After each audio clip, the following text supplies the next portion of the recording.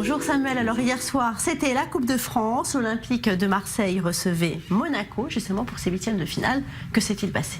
Et bien après la terrible défaite contre le PSG, 1-5 au Vélodrome, les Olympiens recevaient la meilleure attaque d'Europe. Un match dominé dans le jeu par Monaco, mais cette fois-ci Marseille avait du répondant. Les hommes de Rudy Garcia ont fait vibrer le Vélodrome en revenant au score à 3 reprises. Tout a commencé avec Moutinho à la 19e, il aura fallu attendre la fin de la première période avec une réponse de Payet. Au retour des vestiaires, le brillant Mbappé donne l'avantage à Monaco. Réponse tardive de Marseille avec Cabella de partout à la fin du temps réglementaire. Dans les prolongations, même scénario, Mendy à la 104e a eu le droit à une réponse phocéenne 6 minutes plus tard.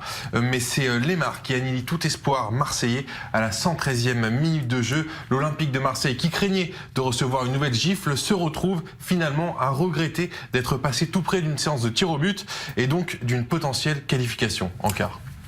Alors on va voir maintenant ensemble les autres rencontres de ces huitièmes de finale de la Coupe de France. Tout à fait, avec le PSG qui s'est imposé sous une météo chaotique à Niort 2-0 contre un club de deuxième division, victoire poussive. L'en avant Guingamp a dominé 2-1 le club de national Quevilly-Rouen. Le 4 et 5 avril prochain pour les quarts de finale, Avranches défiera le PSG alors que Monaco se frottera au vainqueur du dernier match des huitièmes de finale ce soir, Bergerac contre Lille.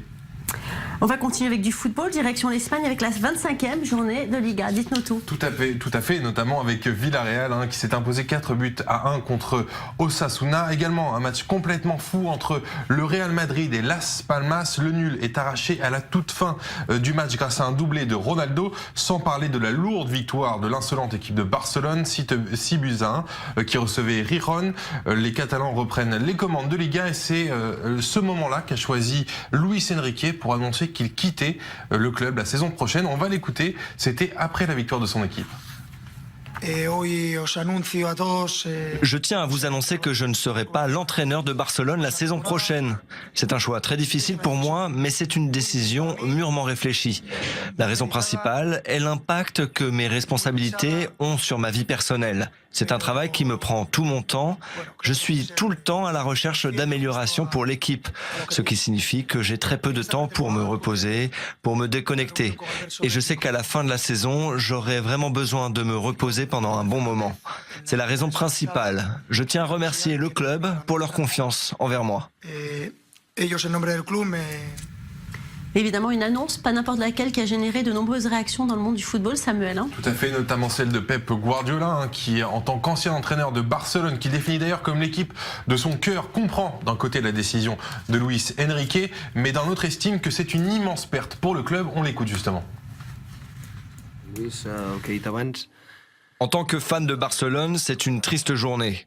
Il n'existe quasiment pas de meilleur entraîneur que Luis Enrique dans le monde.